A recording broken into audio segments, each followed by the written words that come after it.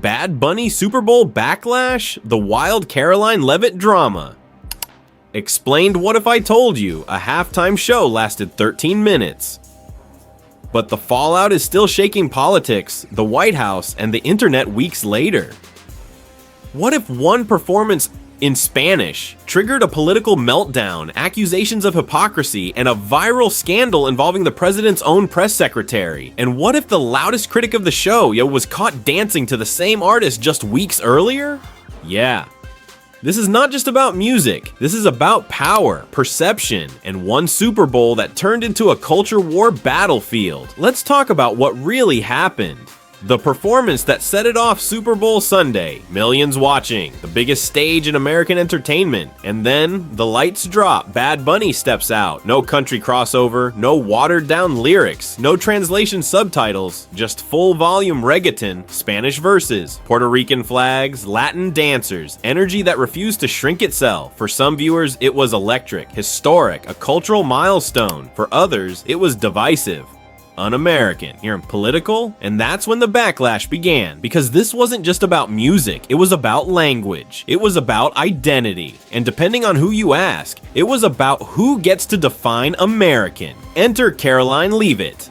Now here's where it gets interesting. Before the halftime show even aired, White House Press Secretary Karoline Leavitt weighed in. She publicly dismissed Bad Bunny's performance. She suggested President Trump would rather watch Kid Rock. She implied the show didn't represent American values. Strong words, confident stance, clear positioning. But then, the internet did what the internet does best. It started digging, and within hours, a clip resurfaced. A New Year's Eve Instagram post. Guess what song was playing in the background? Bad Bunny. Not just casually in the distance. Featured, used for vibe, used for aesthetic. And suddenly, the woman criticizing him was caught promoting him. The internet doesn't forgive irony. The clip went viral, millions of views, screenshots everywhere, and the narrative flipped overnight. Hypocrisy or strategy? Now here's the real question. Was this hypocrisy or politics? Because in modern America, entertainment isn't neutral. Bad Bunny has openly expressed political views before. He's spoken about Puerto Rico, about representation,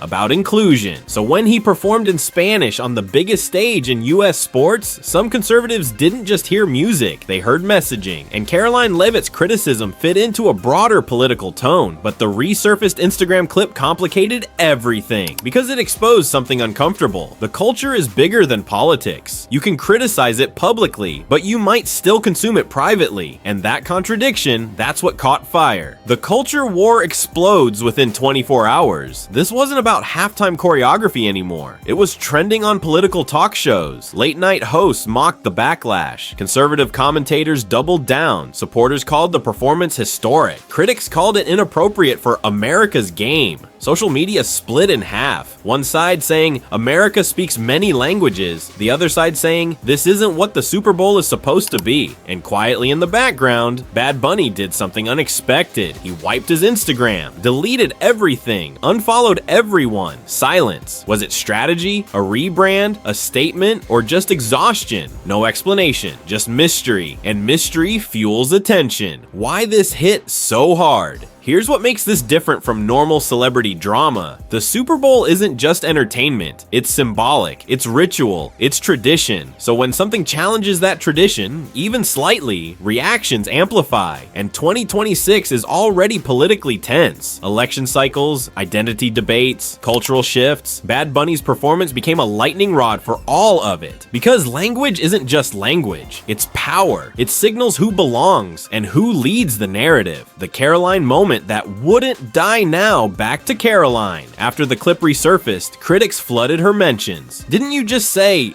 wait, but this you? Memes exploded, split screens, side-by-side comparisons. And here's the thing, she didn't directly address the viral clip in detail, which only made it louder. In politics, silence can feel strategic, but online, silence feels like confirmation, and the longer it trended, the more it became less about Bad Bunny, and more about political branding versus personal reality. The bigger question, Let's zoom out. Why did this hit such a nerve? Because it revealed something raw. Pop culture is no longer separate from politics. Athletes make statements, musicians take sides, politicians comment on performances, everything blends. And when entertainment becomes symbolic, every lyric can feel loaded. Bad Bunny didn't explicitly attack anyone, but simply existing, unapologetically Latin, unapologetically Spanish, on that stage was enough to trigger debate. And debate drives clicks. Clicks drive outrage. Outrage drives engagement, and engagement keeps the story alive. Divided America.